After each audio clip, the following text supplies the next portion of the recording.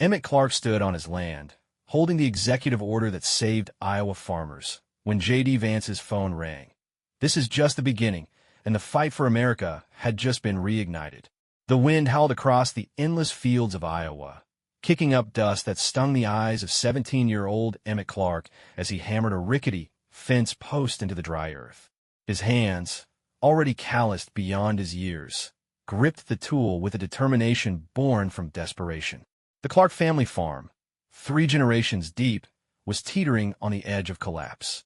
Corporate giants were swallowing up small properties like his, driving prices into the ground while fuel and seed costs soared. The bank had sent another foreclosure notice that morning, and Emmett's mom, Clara, had barely spoken since. His dad was gone, lost to a heart attack 2 years back, brought on by the stress of endless debt. It was just Emmett now, a kid with a man's burden, staring down a future where the land his ancestors bled for would belong to some faceless conglomerate. He dropped the hammer, wiped the sweat from his brow, and pulled a crumpled piece of paper from his pocket. It was a letter, his letter, scribbled in the dead of night by lantern light. It wasn't polished or polite. It was raw, angry, and straight to the point. Mr. Vice President, we're dying out here. The corporations are killing us, and no one cares. Come see it for yourself if you've got the guts. He'd addressed it to J.D. Vance, the 35-year-old Vice President of the United States, a guy who'd grown up poor in Ohio and claimed to understand the working man. Emmett didn't expect a reply. Politicians were all talk, no action, but he mailed it anyway, a last-ditch shot in the dark. Then he forgot about it, burying himself in the daily grind of keeping the farm alive. 2 weeks later, the roar of engines shattered the quiet of the Clark homestead. Emmett looked up from the tractor he was tinkering with to see a black SUV kicking up gravel on the dirt road, followed by a pickup truck. His heart sank. More bankers, maybe, or worse, corporate suits come to gloat. But when the SUV stopped and the door swung open, it wasn't a suit that stepped out. It was J.D. Vance himself, all 6 feet of him, in a flannel shirt and jeans, no tie, no entourage of cameras, just a couple of Secret Service agents scanning the horizon with sharp eyes. Emmett froze, his wrench slipping from his hand and clanging against the metal. "Emmett Clark," J.D. called, his voice cutting through the wind as he strode forward. The kid nodded, wiping greasy hands on his overalls, still processing that the Vice President of the damn United States was standing on his porch. J.D. held up the letter, its edges worn from travel. "Got your note. Figured I'd see what's what." Emmett blinked, his mouth dry. "You serious?" "Dead serious," J.D. said, a faint smirk tugging at his lips. "You called me out, kid. Said I wouldn't have the guts. Well, here I am." He glanced around at the sagging barn, the patchy fields, the rusting equipment. "So what's the deal?" The Secret Service guys fanned out, one muttering into an earpiece, their hands hovering near their holsters. Emmett felt a prickle of unease. This wasn't some photo op. J.D. wasn't posing or preaching. He was here, alone, no advisors, no script. That made it real, and that scared Emmett more than he'd admit. He squared his shoulders, meeting J.D.'s gaze. "The deal's simple. We're getting crushed. Prices tank, costs climb, and the banks won't give us a dime. Meanwhile, the big shots buy up everything and leave us to rot." J.D. crossed his arms, nodding slowly. "Heard that story before. But you wrote me. Why?" Emmett hesitated, then jutted his chin out. "'Cause you say you get it. Grew up broke, right? Figured if anyone listened, it'd be you. Or maybe you're just another liar in a fancy car." The air stilled. One of the agents shot J.D. a look, but the Vice President just chuckled, low and rough. "Fair enough. I like a guy who doesn't pull punches."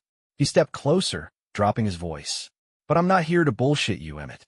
Something's off. I felt it the second I read your letter. So, you gonna show me around?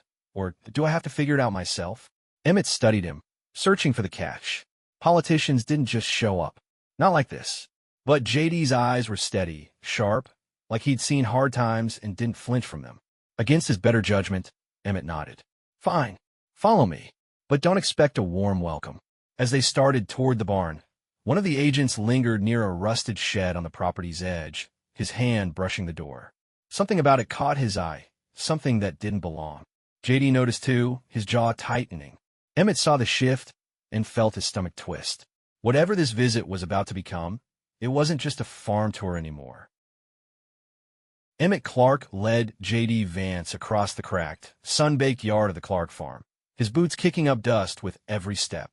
The vice president kept pace, hands in his pockets, his casual stride at odds with the two Secret Service agents trailing them like shadows. One agent, a wiry guy with a buzz cut, kept his eyes on the horizon, while the other, a stockier man with a scar above his brow, hovered near the shed Emmett had always kept locked. The air was thick with the smell of dry hay and motor oil, but something else hung there too. Tension, sharp and unspoken. Emmett stopped at the barn door, turning to face J.D. with a scowl. He hefted the shotgun he'd grabbed from the porch, resting it against his shoulder, not aimed, but a clear message.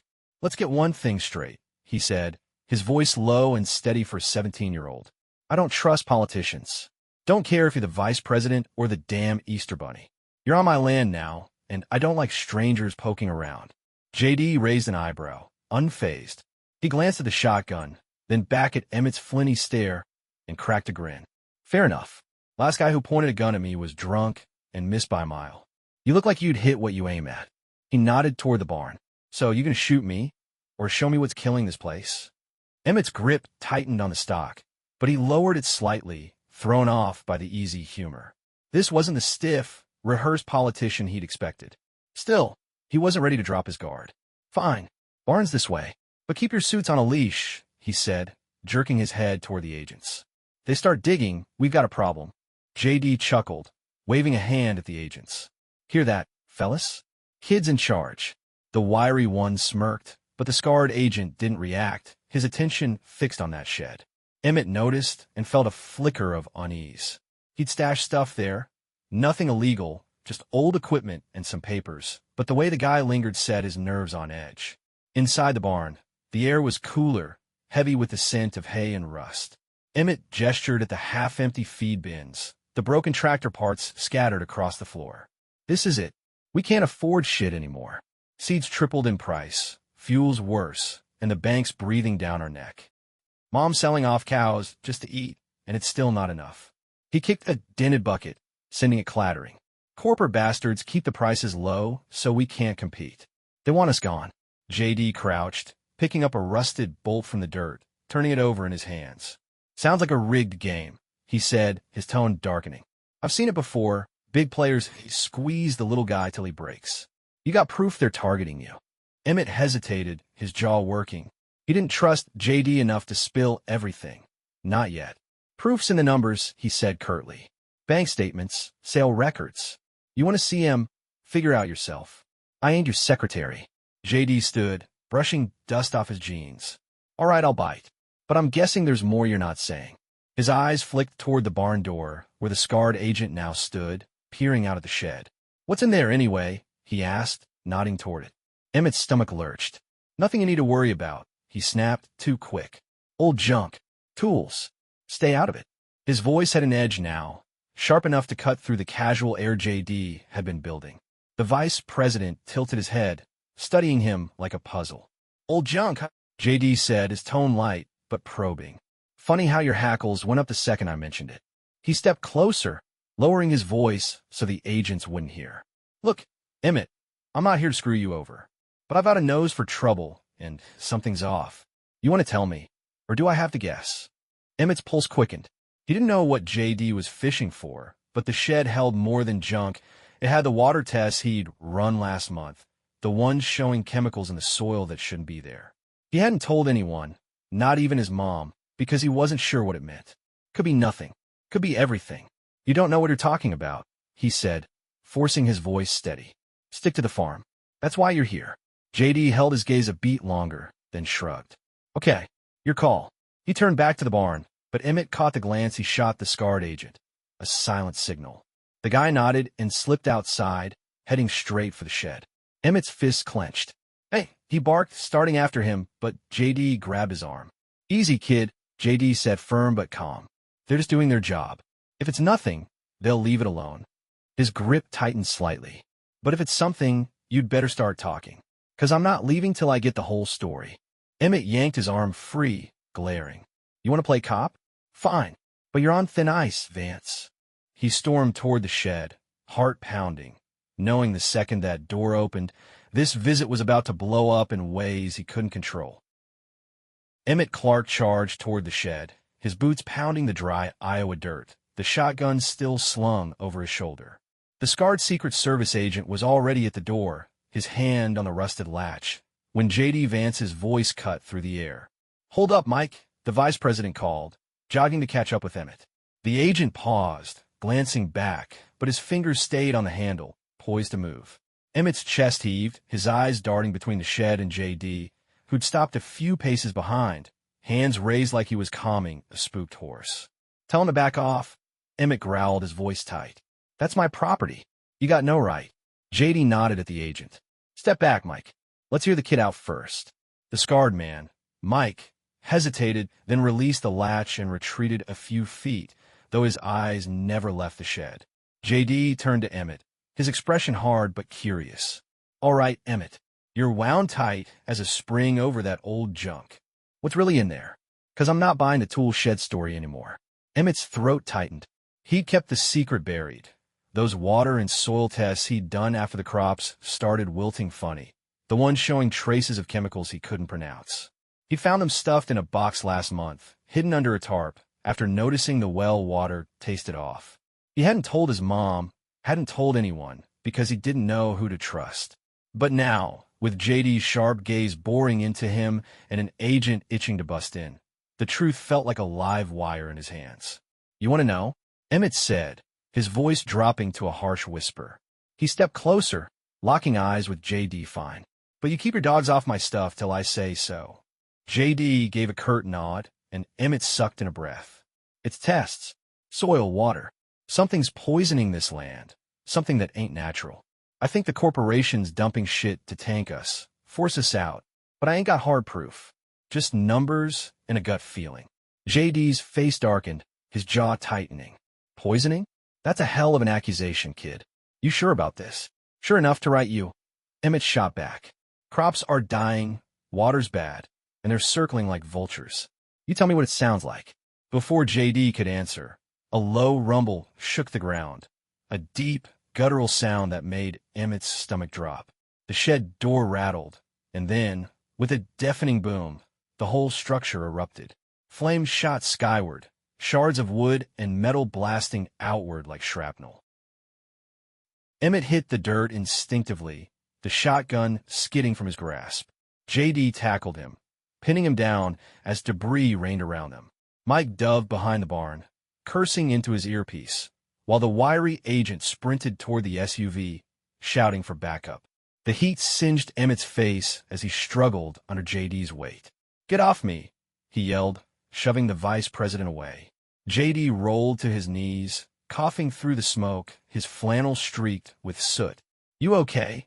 he rasped, grabbing Emmett's arm to haul him up. Emmett nodded, dazed, his ears ringing. The shed was gone, just a smoking crater now, flames licking at the edges. "What the hell was that?" he croaked, staring at the wreckage. His tests, his proof, up in smoke. J.D. wiped blood from a cut on his forehead, his eyes scanning the chaos. "That wasn't an accident," he said grimly. "Someone didn't want us poking around."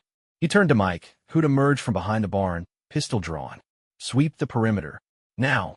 Emmett's mind raced. "You think they blew it up?" Whoever's got the most to lose," J.D. said, his voice low and steely. He grabbed Emmett by the shoulders, forcing him to focus. "You said you had tests. Anything left? Anything you didn't keep in there?" Emmett's heart pounded as he shook off the shock.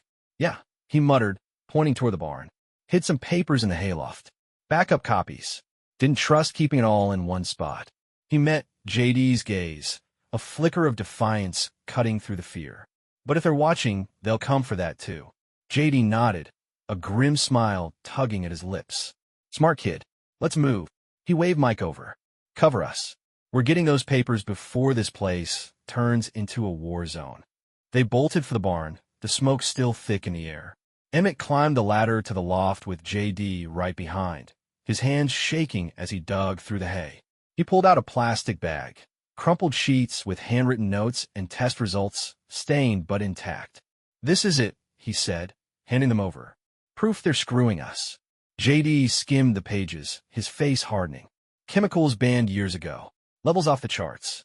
This isn't just sabotage, it's a damn crime scene. He stuffed the papers into his jacket. We're taking this straight to D.C. Emmett grabbed his arm. Wait, if they blew up the shed, they know you're here. They'll kill us before we get out. Yot de. S eyes narrowed, but he didn't flinch. Let him try. I don't run from fights. He clapped Emmett on the back. Stick with me, kid. We're not done yet. As they descended the ladder, the distant roar of engines echoed across the fields. Whoever had lit the fuse was closing in, and the truth was about to get a lot bloodier. The barn creaked as Emmett Clark and J.D. Vance hit the ground floor, the air still thick with the acrid tang of smoke from the shed's explosion. Emmett clutched the ladder's edge, his knuckles white, while J.D. pulled the crumpled test paper from his jacket, tucking them deeper inside. Outside, the rumble of engines grew louder, too close, too fast. The wiry Secret Service agent burst through the barn door, his face slick with sweat. We've got company, he barked. 3 trucks armed, half a mile out and closing. J.D.'s jaw tightened. How many? 8, maybe 10, the agent replied, checking his pistol. They're not here to talk. Emmett's stomach churned. He grabbed his shotgun from the dirt where it had fallen, racking a shell with a shaky hand. This is my land, he said, his voice cracking but firm. They don't get to run me off it. J.D. shot him a look, half respect, half warning. You're tough, kid, but this isn't your fight alone anymore. He turned to the agent. Where's Mike? Perimeter, the wiry guy said. He's got eyes on him, but we're outgunned. He tapped his earpiece. Backup's 20 minutes out. We hold till then. 20 minutes? Emmett snapped, incredulous. We'll be dead in 5. He glared at J.D. You brought the shitstorm here. What's your plan, hotshot? J.D. didn't flinch. He yanked his phone from his pocket, thumbing it on despite the spotty signal. Plan's simple, he said, his voice calm but edged with steel. We survive, and I get this. He patted the papers to D.C. You're my witness, Emmett. Start talking. He hit record, holding the phone out. Emmett froze, the shotgun trembling in his grip. Now, while they're coming to kill us. Especially now, J.D. said. If we go down, this doesn't die with us. Spill it. Emmett swallowed hard, then nodded. All right. Name's Emmett Clark. My farm's been poisoned, chemicals in the soil, water too. Found tests showing stuff banned years ago. I think it's the corporation, AgriCorp, dumping it to bankrupt us, steal the land. Blew up my shed to hide it. That's all I got. His voice shook, but he kept going, fueled by adrenaline and fury. J.D. stopped the recording, uploaded it to a secure line, and pocketed the phone just as the first crack of gunfire split the air. A bullet punched through the barn wall, splintering wood inches from Emmett's head. He ducked, cursing, as J.D. shoved him behind a stack of hay bales. Stay low, the vice president yelled, drawing a pistol from under his flannel. A sleek 9mm that looked out of place in his hands. The wiry agent returned fire through the doorway, his shots precise but outnumbered. Outside, Mike's voice crackled over the earpiece. They're flanking, 2 on the east. Then a grunt and static. Emmett's heart sank. He's hit, he whispered. J.D. gritted his teeth. We're not losing anyone else. He grabbed Emmett's shoulder. You know this place. Where's our edge? Emmett's mind raced. Old irrigation ditch, runs behind the barn. Shallow, but it's cover. Leads to the tree line. Good, J.D. said. We move now. He signaled the wiry agent, whose name tag read Tom, and the 3 of them bolted for the back exit. Bullets chewed up the barn as they ran, hay exploding around them. Emmett hit the ditch first, sliding into the muddy trench, J.D. and Tom right behind. The attackers' shouts echoed closer, gruff voices clipped orders. They weren't amateurs. Tom popped up, firing over the lip of the ditch, dropping 1 figure in the distance. 7 left, he muttered, reloading. Emmett peeked out, spotting a man in black creeping along the barn's edge, rifle raised. He aimed his shotgun, exhaled, and pulled the trigger. The blast caught the guy in the chest, sending him sprawling. Emmett's hands shook. He'd never shot a man before, but he didn't have time to process it. Another round whizzed past, grazing Tom's arm. The agent cursed, blood seeping through his sleeve. J.D. fired back, his shot steady, forcing the attackers to scatter. We can't hold here forever, he said, glancing at Emmett. You still in? Emmett nodded, wiping mud from his face. They started this. I'm ending it. J.D. grinned, fierce and wild. That's the spirit. He pulled the phone again, checking the upload. It's out. DC's got it. Now we just gotta live long enough to back it up. He met Emmett's eyes. I'm getting this to the top, kid. AgriCorps done. I promise you that. Emmett snorted, ducking as another bullet zipped overhead. Promises don't mean shit out here. Prove it. JD's grin faded into something harder. Watch me. He turned to Tom. Is molki ingauchi. We're pushing to the trees. Tom tossed a smoke grenade, gray clouds billowing across the field. The gunfire faltered as the attackers coughed and cursed. JD grabbed Emmett's arm. Go! They sprinted through the haze, the ditch's cover fading behind them, the tree line looming ahead. Bullets snapped through branches, but they kept moving, adrenaline drowning out the fear.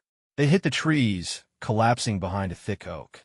Emmett panted, clutching the shotgun, while JD checked Tom's wound. Ugly but not fatal. The vice president's face was set, resolute. We're not done, he said. I'll bury those bastards for this. You with me? Emmett nodded, his voice hoarse. All the way. The engines roared again. Backup, or more trouble. Either way, the fight was far from over. Emmett Clark crouched behind the oak tree, his shotgun slick with sweat and mud, the Iowa dusk settling over the bullet-riddled farm. J.D. Vance knelt beside him, his pistol still warm, while Tom, the wiry Secret Service agent, pressed a bloody hand to his arm, grimacing but alert. The smoke from the grenade lingered, a gray veil across the fields, but the gunfire had stopped. The roar of engines faded into an eerie silence, broken only by the distant wail of sirens. Backup, finally. Emmett's chest heaved, his mind reeling from the chaos. The shed explosion, the shootout, the men who'd come to kill them. He glanced at J.D., whose flannel was torn and streaked with dirt, but whose eyes burned with a quiet fury. They're gone, Tom muttered, peering through the trees. Pulled back when they heard the sirens. Cowards! J.D. holstered his pistol, wiping blood and grime from his face. Cowards or not, they're done running this show. He pulled out his phone, the screen cracked but glowing. Recordings in D.C. AgriCorps' dirty laundry's airing as we speak. He looked at Emmett. You did that, kid. Gave him the match to light the fire. Emmett exhaled, shaky but steadying. Yeah, well, you kept us alive to tell it. He nodded toward the horizon, where red and blue lights flashed through the haze. What now? Now? J.D. stood, offering a hand to haul Emmett up. We finish it. He clapped Tom on the shoulder. You good? Tom grunted, flexing his wounded arm. Good enough. Let's get out of this damn ditch. They trudged back toward the farm, the sirens growing louder. A chopper thumped overhead, Secret Service, not local, and within minutes, a swarm of agents flooded the property, securing the perimeter. Emmett watched, numb, as medics patched Tom up and a stern-faced woman in a suit took J.D. aside, her voice low but urgent. He caught snippets. AgriCorps execs warrants your call, sir. J.D. nodded, his jaw set, then waved Emmett over. Kid, meet Agent Reyes, J.D. said, gesturing to the woman. She's taking point on this. Those papers, and your recording, they're gold. Feds are raiding AgriCorps' offices tonight. Des Moines, Chicago, all of them. You just kicked a hornet's nest. Emmett blinked, the weight of it sinking in. So we won. Not yet. Reyes cut in, her tone clipped. But you've got their balls in a vice. We'll handle the rest. Jod dismerkt. She means you're a hero, Emmett. Take the win. Days blurred into weeks. J.D. returned to Washington, and Emmett stayed on the farm, helping his mom, Clara, patch the barn and replant what they could. The news exploded. AgriCorps CEO arrested, chemical dumping exposed, lawsuits piling up. Then, one crisp morning, the mail brought a thick envelope, an executive order signed by J.D. and the president, protecting small farmers from corporate overreach, subsidies, land safeguards, the works. Clara cried, hugging Emmett so tight he couldn't breathe. You did this, she whispered. He didn't feel like a hero. The farm was still battered, the bank still loomed, but for the first time in years, there was hope. Farmers across Iowa called. Some he knew, some he didn't, thanking him, asking how he'd gotten the vice president to listen. Just told the truth, he'd say, shrugging it off, but the weight of their voices stuck with him. One evening, as he fixed a fence under a pink-streaked sky, a black SUV rolled up the drive. Emmett tensed, hand drifting to the shotgun leaning nearby, but J.D. stepped out, alone this time, hands in his pockets. "Relax, kid," he called, grinning. "No goons today." Emmett lowered his guard, meeting him halfway. "What are you doing back?" J.D. pulled a folded paper from his jacket. "The executive order, a copy. Wanted you to have this. Frame it, burn it, whatever. But it's yours." He paused, his grin fading. "And I've got a proposition." Emmett frowned. "What kind of proposition?"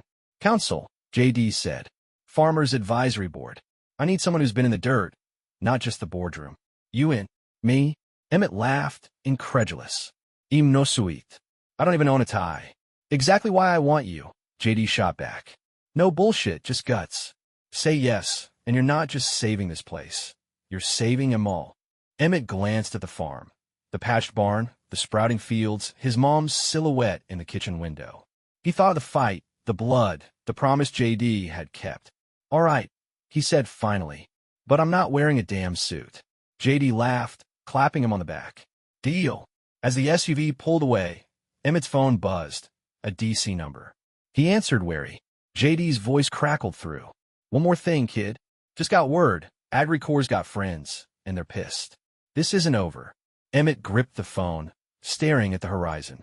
"Good," he said. "Neither am I." The line went dead, and he turned back to the farm, shotgun in hand. Victory tasted sweet, but the fight, the real fight, was just beginning.